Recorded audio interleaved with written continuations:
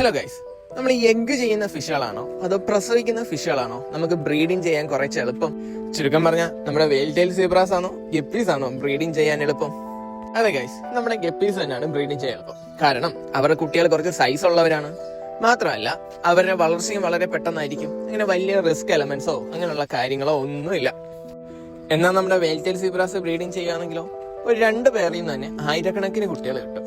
ഈ പ്രോഫിറ്റിന്റെ അളവ് കൂടുന്ന സമയത്ത് റിസ്ക് ഫാക്ടേഴ്സും കൂടും എന്ന പോലെയാണ്. കാരണം കുഞ്ഞുങ്ങൾ വളരെ മൈന്യൂട്ടായിരിക്കും. അതുപോലെ അവർക്ക് ഇൻഫോസോറിയ പോലുള്ള ഫുഡും ആർട്ടീമിയ പോലുള്ള ഫുഡും കൊടുത്തു കഴിഞ്ഞാൽ കൂടുതൽ പ്രോഫിറ്റബിളും ആയിരിക്കും. മാത്രമല്ല കുഞ്ഞു സ്റ്റേജിൽ ഇവന്മാരെ പിടിക്കാൻ വേണ്ടി കൂത്താടി പോലുള്ള ചെറിയ ചെറിയ പ്രാണികളും വരും.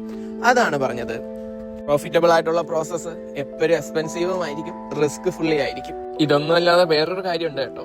എന്താന്ന് വെച്ചാൽ ഈ നമ്മൾ വളർത്തിയെടുക്കുന്ന കുട്ടികൾ, ഈ എഗ്ഗ് ചെയ്ത് വരുന്ന കുട്ടികളെ കാണുമ്പോൾ നമ്മുടെ മനസ്സിനൊരു കോൺഫിഡൻസ് ആണ്. കാരണം ഇത് നമ്മൾ ബ്രീഡ് ചെയ്യിച്ചെടുത്ത കുട്ടികളാണല്ലോ എന്നുള്ളൊരു കോൺഫിഡൻസ്.